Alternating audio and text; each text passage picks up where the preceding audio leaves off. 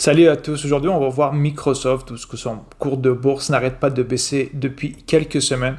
Comme on peut voir ici sur l'écran, son cours de bourse depuis ses plus hauts a chuté de plus de 30%, il est allé jusqu'à moins 35% au plus bas.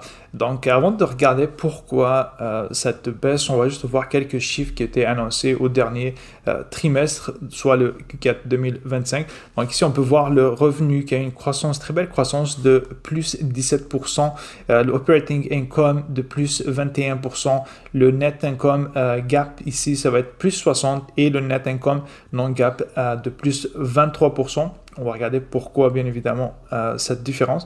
Même chose pour le EPS, ici le earning per share de gap plus 60% et le non-gap à plus 24%. Donc ça, c'est vraiment lié, cette différence entre le gap et le non-gap, c'est vraiment lié à un gain qui est non récurrent suite à sa participation dans OpenAI avec ChatGPT. Sinon, c'est vraiment ça qui les différencie. Donc, moi, personnellement, je vais plus tenir en compte pour ce trimestre-là du non-gap. Puis quand même, ici, on a une croissance de plus 24, qui est quand même énorme. Un RPO de 625 milliards de dollars, c'est comme, prenez-le comme un carnet de commandes, les commandes qui sont faites, qui a une croissance de plus 110%. Ici, un petit bémol, par exemple, suite à cette annonce-là, le cours de bourse a commencé à chuter. Pourquoi ici, dans le fond, le 625 milliards de dollars, on avait 45% était seulement de l'entreprise OpenAI qui avait 45% des commandes. Donc, le monde commence à se demander est-ce que c'est vraiment réel? Est-ce qu'ils ont ce cash-là? Parce que sachez que c'est une entreprise qui n'a pas de bénéfices, qui ne fait pas de bénéfices présentement. Et souvent, ça va être Microsoft qui va investir ou qui va injecter du cash à l'intérieur. Donc, les investisseurs se posent la question, est-ce qu'ils ont cet argent-là pour vraiment faire des commandes auprès de Microsoft? Ensuite, ça c'est les revenus pour l'année complète 2025. Donc, le revenu a une croissance de plus 15%. Le résultat opérationnel de plus 17%. Le Azure, lui, tout seul, a une croissance de 34%. Donc, ces chiffres confirment une croissance soutenue du cloud et une exécution financière exemplaire. Donc, on voit un petit peu partout des croissances à deux chiffres et un levier opérationnel assez fort pour cette entreprise. Ici, ça va être vraiment juste une récapitulative, donc un petit peu tous les segments, quelques segments de cette entreprise. Donc, Microsoft Cloud, lui tout seul, plus 26% qui comporte Azure M365. Donc, le Azure, lui, c'est plus 39%. C'est vraiment celui qui traîne avec lui, qui prend avec lui, qui tire la croissance chez Microsoft. Puis le M365 de 17%, le Dynamics à plus 19%, LinkedIn plus 11%, celui, la seule où ce que ça baisse vraiment. Je pense qu'ils ont même intégré à l'intérieur le gaming, moins 3%, et le RPO qu'on avait vu plus haut à plus 110%. Et également un retour aux actionnaires ici de plus 32% d'une année sur l'autre. Donc, il y a eu 12,7 milliards en dividendes ainsi que du buyback, c'est des rachats d'actions. Donc, la hausse de plus 32%, ce qui est vraiment une confiance dans la génération de cash pour cette entreprise. Avant d'aller regarder pourquoi que le cours chute, parce que si on regarde comme ça l'entreprise, c'est une entreprise qui fait beaucoup de cash, une très belle croissance, mais son cours de bourse a chuté quand même de 30%. Donc, on va juste regarder quelques chiffres avant la croissance, mettons ici, du revenu aussi, on voit sur les 10 dernières années de plus 13,3%, une croissance du bénéfice net par action de plus 20% annuellement. C'est vraiment une prise exceptionnelle. Même chose pour les marges. Ici, si on regarde les marges, les trois marges, qu'on va voir la marge brute ici à 68%, marge opérationnelle à 45% et une marge nette de 36%. Vous pouvez voir, elle a réussi à faire une croissance de ses marges depuis 10 dernières années, vraiment excellente entreprise, il n'y a absolument rien à dire. Même chose pour le free cash flow ici. On voit qu'il y a une croissance de 12%. Ici, ça va être la dette. Si on compare la dette de l'entreprise par rapport à son free cash flow, il est couvert complètement par le free cash flow. Ici, on voit que la dette est de 33 milliards et elle a un free cash flow de 71 milliards. Aucun problème à ce niveau-là. Et ici, on retrouve ces rachats d'actions. On peut voir que c'est une entreprise qui rachète ses actions. Donc, absolument magnifique entreprise. Il n'y a absolument rien à dire. Au niveau des fondamentaux, ils sont solides pour l'instant. Il n'y a aucun problème qui tire un sonnette d'alarme ou un red flag ici. On n'a absolument rien de tout ça. Une entreprise qui est vraiment très solide. Bon, maintenant, on va voir c'est quoi la problématique, les raisons de cette baisse du titre. J'en ai vu quand même quelques-unes, comme je pense 2, 3, mais bien évidemment, il doit y en avoir d'autres ici. C'est pas exhaustif là, c'est juste vraiment ce que moi personnellement je vois depuis un petit peu de gauche à droite. Donc, la raison 1, c'est le CAPEX en intelligence artificielle massif et en accélération. Comme vous pouvez le voir, je pense que j'apprends rien à personne. Et on a eu quand même une croissance des CAPEX ces dernières années. Donc, Microsoft dépense 29 milliards en CAPEX sur seulement un trimestre, contre 15 milliards au trimestre de l'année précédente. Le marché se pose une question légitime.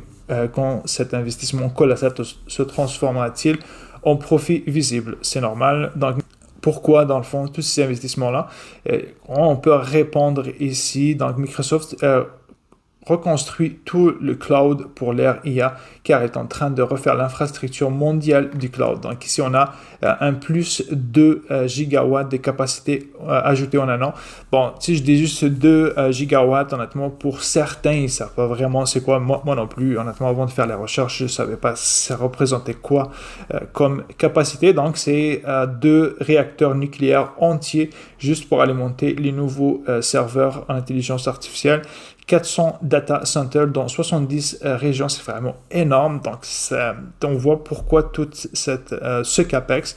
Donc, toutes les régions deviennent IA First. Ici, ce que ça veut dire, c'est que Microsoft permet aux entreprises locales d'utiliser l'IA sans que les données ne sortent de leur pays, ce qui est crucial pour la confidentialité et la vitesse faible latence.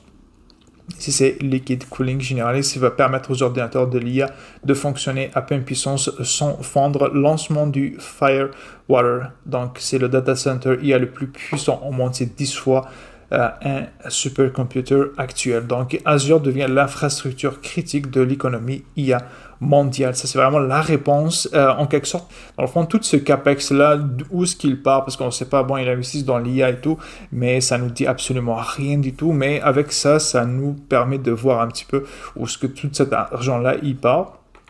Donc, Microsoft devient un fournisseur du modèle IA full stack. C'est ce que ça veut dire, c'est qu'ils ont lancé leur premier modèle maison. Ici, ça va être des puces. Je n'ai pas la peine, pas besoin que je les nomme toutes. Donc, Microsoft a lancé sa propre ligne de modèles fondamentaux pour ne plus dépendre uniquement des licences d'OpenAI. Donc, Azure IA Foundry, ici, c'est plus de 11 000 modèles disponibles. Azure IA Foundry est devenue la plateforme centrale où une entreprise peut piocher les modèles d'OpenAI.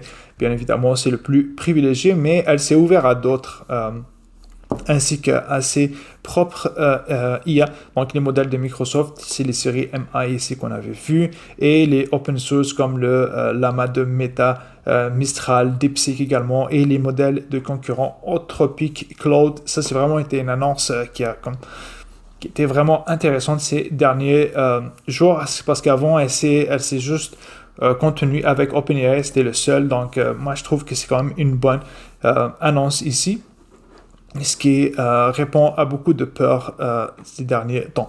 Donc, 80% du Fortune 500, ici c'est les 500 grandes entreprises américaines, utilisent Foundry. Donc, Foundry est le centre de contrôle. Le département informatique donne accès à Foundry et les employés peuvent choisir le modèle qu'ils peuvent au même endroit avec une seule facture et une seule sécurité. Donc, Microsoft n'est plus dépendant d'OpenAI, il devient un acteur modèle, plus plateforme, plus infrastructure. Ici, ça ne va pas répondre à la crainte en haut, mais ça répond à une des craintes que Microsoft est dépendante de OpenAI qui que dernièrement, honnêtement, je pense que la plupart du monde trouve que OpenAI est légèrement en retard par rapport au Gemini de Google ou Claude de Anthropic. Donc, ce qu'elle a fait, c'est qu'elle a intégré tout cela et s'est ouvert aux autres modèles comme Anthropic, Claude et DeepSeek, Meta, etc. Et ses propres IA également, les séries Microsoft AI. Donc ici, on peut revoir également, c'est la raison, l'autre des raisons, c'est la concentration en OpenAI. Donc Microsoft avait divulgué qu'OpenAI représentait 45% de son backlog Azure, soit environ 280 milliards, potentiellement à risque sur les 625 milliards. Ce qui est quand même énorme, c'est que tout son carnet de commandes représentait 45% seulement sur une entreprise qui ne fait pas d'argent. Donc ça, c'est quand même légitime comme peur. Donc Microsoft prête des milliards à OpenAI. OpenAI utilise cet argent pour racheter des puissances de calcul sur Azure. Donc cet achat gonfle le carnet de commandes de RPO ici de Microsoft. La peur, si 45% de ces dépenses servent à construire des usines pour un seul client qui est OpenAI, est-ce que ce client se fait rattraper par Google Gemini ou Cloud d'Anthropic? Microsoft se retrouvera avec des dizaines de milliards de dollars de serveurs inutilisés. Même si l'on retire les 45% liés à OpenAI, c'est la réponse à cette crainte que personnellement, moi, j'ai retirée, que j'ai trouvé, que j'ai avec des lectures.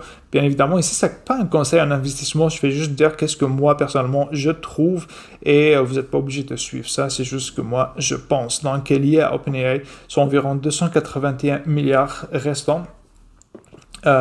C'est les 344 milliards restants du carnet de commandes RPO représentent une réalité économique quand même massive parce que le monde a regardé juste le 45% qui est sur OpenAI mais oublie comme l'autre carnet de commandes qui sont d'autres entreprises qui font de l'argent, etc., qui sont rentables. Donc ceux qui restent du 55%, on trouve de nouveaux contrats majeurs, notamment avec Anthropic, le principal concurrent d'OpenAI avec Cloud. Microsoft a intelligemment ouvert sa plateforme Azure à d'autres géants de l'IA pour ne pas être pieds et poings liés avec son seul partenaire OpenAI. Si OpenAI ralentit, une partie de ce trafic pourra simplement basculer vers Anthropic ou les modèles la main de Meta, tout en restant sur les serveurs de Azure. C'est vraiment ici, c'est un move intelligent de la part de Microsoft. Donc, ça a quand même réagi bien au peur. Donc, Microsoft n'est plus dépendant d'OpenAI. Avant, Microsoft dépendait fortement d'OpenAI, utilisait principalement les modèles d'OpenAI, ChatGPT 3.5, 4, etc. Construit Azure IA autour de ces modèles, commercialise Copilot basé sur GPT-4, mais OpenAI était le moteur technologique central de l'IA de Microsoft. Maintenant, Microsoft construit ses propres modèles IA. On peut voir ici Microsoft IA 1 pour Voice 1, Image 1, etc. Mais Microsoft devient un fournisseur de modèles, pas seulement un intégrateur. Donc, par la suite, on trouve que Microsoft contrôle désormais tout le stack IA. Donc, premièrement, le matériel infrastructure. Donc, on retrouve le Azure IA Supercomputer, les GPU de NVIDIA plus AMD, plus ses propres puces à elle, Microsoft. Ensuite, les data centers IA optimisés, les modèles que dispose maintenant Microsoft. C'est le modèle OpenAI bien évidemment, ses propres modèles à elle et ainsi que les open source. Les plateformes, le Azure IA Foundry, ici ça va être la création d'agents tests de sécurité, gestion des coûts et déploiement final. Azure Model Catalogue, on retrouve DeepSeek, Claude, Grok, etc. Copilot Studio, c'est là où ce que vous personnalisez ce modèle pour qu'il travaille sur vos données et vos tâches précises. Fabrique un OneLake, c'est les données pour faire tourner l'IA. Donc Microsoft peut fonctionner même si OpenAI disparaît demain. Donc ici, ça va être vraiment... ici, on peut voir comme quoi Microsoft répond vraiment, essaie de vraiment construire un écosystème pour qu'elle puisse... plus être dépendante de OpenAI, comme vous pouvez voir ici. Elle a ses propres modèles, des plateformes qui sont ouvertes à d'autres intelligences artificielles. Donc, moi, personnellement, la peur qui était juste sur OpenAI, je trouve qu'elle était vraiment très, très exagérée. Et la preuve ici, on peut voir qu'elle a elle contrôle désormais tout le le stack IA, donc à partir du matériel des modèles et la plateforme. Donc les mots ici qu'on peut voir qui vont être spécifiques non seulement à cette intelligence artificielle, il y en a d'autres qu'on va voir par la suite. Donc c'est la distribution entreprise inégalée, c'est le mode le plus massif. Windows représente 1,4 milliard d'appareils, Microsoft 365, c'est plus de 400 millions d'utilisateurs, c'est vraiment des chiffres énormes. Azure, c'est 80% du Fortune 500 qui l'utilise. Le GitHub ici, plus 100 millions de développeurs. C'est quoi ça, le GitHub? Donc, c'est une plateforme web qui héberge des millions de projets informatiques, sites web, applications, logiciels. C'est là que les développeurs stockent leur code pour ne pas le perdre et pour garder une trace de chaque modification. Aucun concurrent n'a une telle pénétration dans l'entreprise car, comme vous le savez, Google n'a pas Windows, Amazon n'a pas M365 et Meta n'a rien en entreprise. Elle ne fait pas du tout la même chose. Donc, pour Microsoft, ça va être vraiment beaucoup plus facile de distribuer son intelligence artificielle via son Windows, son Microsoft 365 ou son Azure. Donc, elle a quand même énormément de clients qu'elle peut juste distribuer là. Donc, l'intégration verticale du stack IA qu'on avait un petit peu plus tôt, donc c'est unique dans sa combinaison. Ici, attention, c'est pas le seul qui fait ça, mais c'est la seule qui fait autant de cette combinaison. Donc, elle a le hardware avec les Microsoft puces, le Cobalt Supercomputer IA, le cloud, son Azure IA, le modèle Microsoft IA, le Phi 3 OpenAI. Il y en a d'autres également, comme Claude et DeepSeek, les apps copilotes dans 365, Windows, GitHub, Dynamics et le OS de Windows AI PC.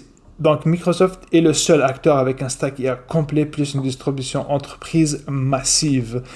Pour le mode 3, c'est Azure comme infrastructure mondiale de l'intelligence artificielle, comme on l'avait vu plutôt. Elle a investi pour créer plus de gigawatts de capacité de data center qui ont ajouté des liquid cooling généralisés, le Firewater, donc le data center IA le plus puissant au monde, 70 régions cloud plus que AWS et le cloud de Google. Donc, Azure devient la plateforme mondiale de l'intelligence artificielle. Il est le premier présentement dans le cloud IA.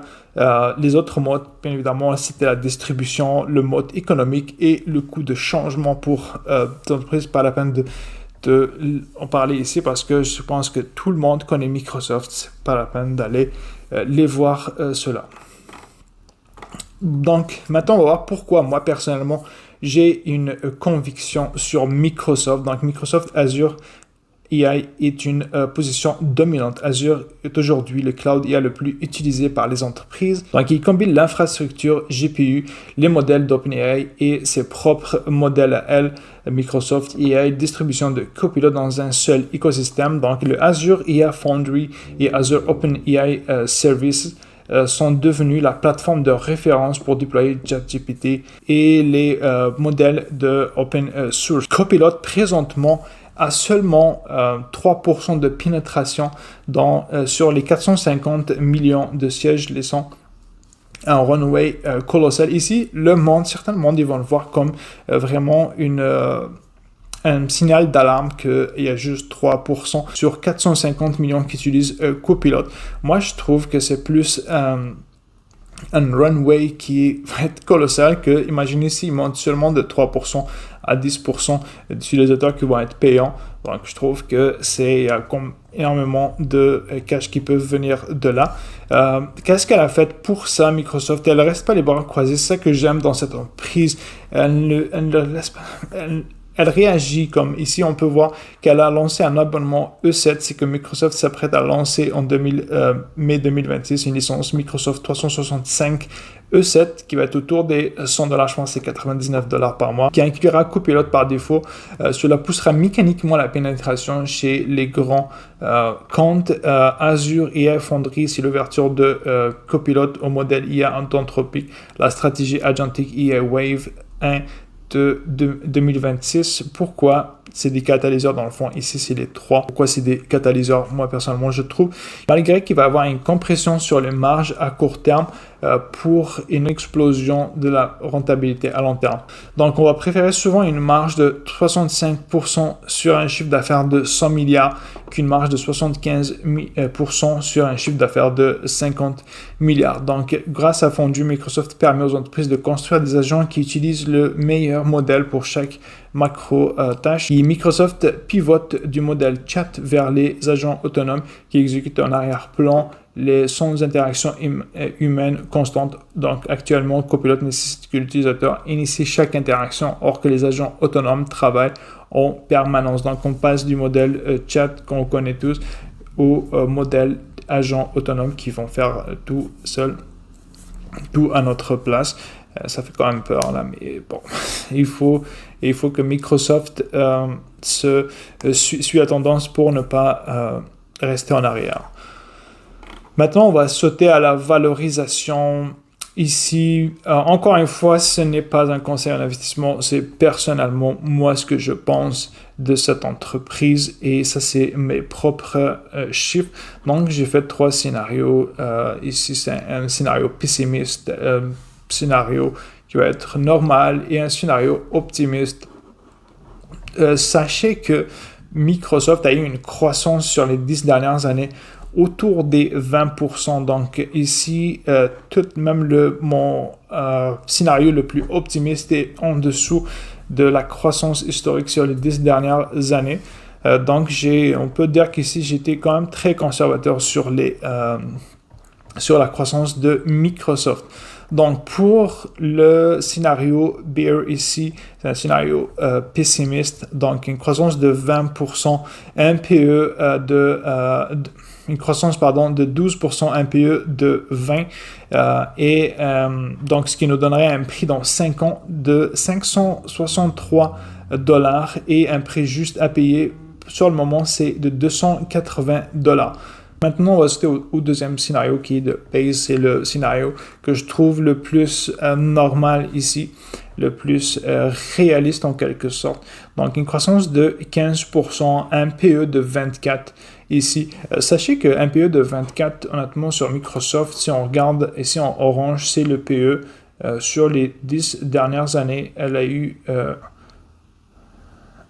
quand même à certains moments où il y a eu énormément de peur pour cette entreprise qu'on peut voir ici en 2017, 2019, 2020 et 2022 ici où il y a eu la peur sur les taux d'intérêt et maintenant elle revient à 23, donc j'ai mis un PE de 24 terminal.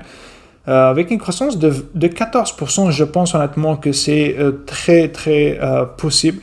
Donc, ce qui nous donnerait un prix de $738 dans 5 ans. Et si je ramènerais à une croissance de 15%, parce que j'aimerais ça, un rendement de 15%, donc il faudrait que j'achète l'entreprise à $367.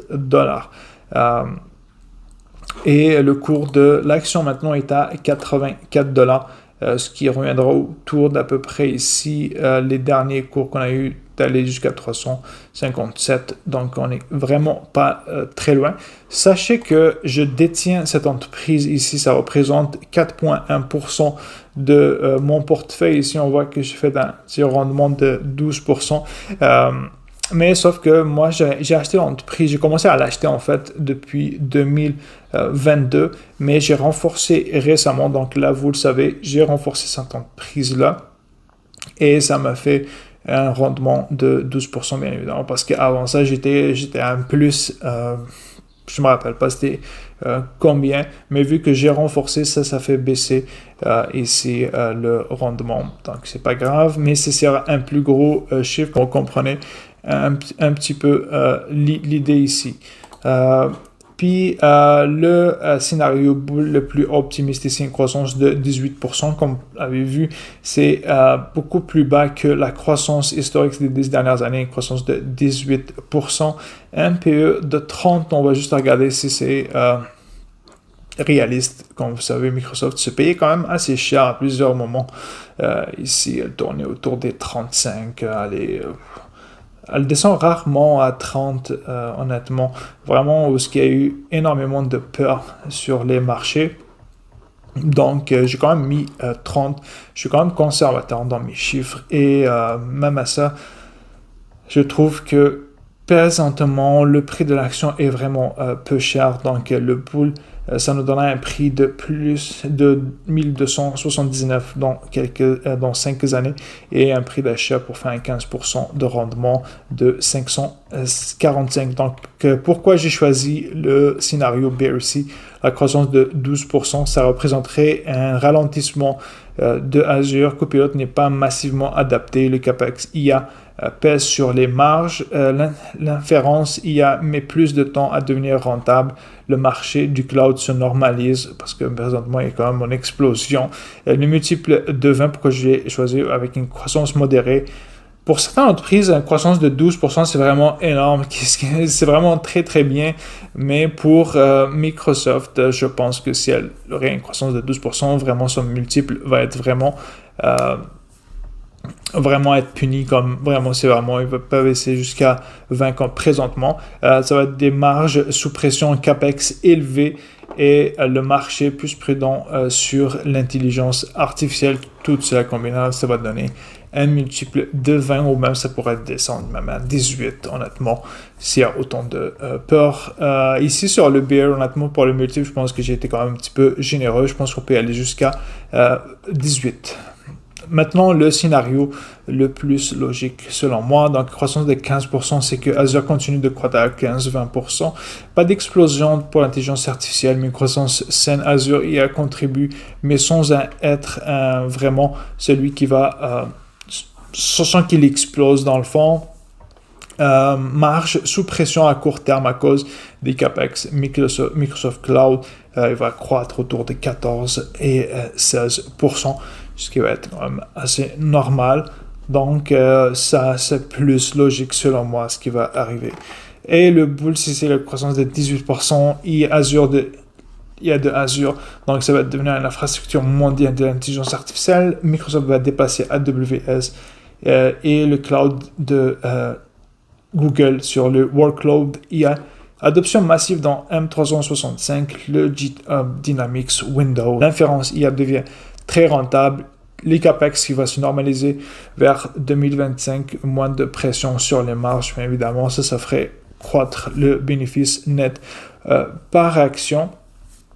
Tout cela combiné, ça pourrait nous donner une croissance de 18%. Honnêtement, personnellement, ça pourrait quand même se concrétiser. C'est une entreprise qui a eu de croissance, de très belles croissances ces dernières années. Si vraiment, là présentement, en ajoutant toutes les autres intelligences artificielles dans ces modèles, elle n'est plus vraiment dépendante de seulement OpenAI. Je pense que c'est quand même un scénario qui pourrait se réaliser. Mais je pense qu'on va se tenir à celui-ci. Moi, personnellement, c'est celui-là que je vais garder. Donc, un achat autour des 367, moi sachant que j'ai acheté bien avant ça, j'ai pas respecté mon prix ici. Je pense que j'ai commencé à acheter à 370, $3 de différence, il n'y a pas de problème, et j'en ai racheté autour des 360, à peu près 365. Donc vous pouvez voir, ça a déjà remonté depuis, mais ça ne veut absolument rien dire. Ça peut encore baisser, et je pense que là, j'ai construit ma position. J'ai mis quand même une belle somme dessus. Sinon, ça va reprendre trop de positions et ça m'exposerait. Honnêtement, il y a quand même du jeu, je pense. 1 pour Microsoft. Si Google représente 7,5%.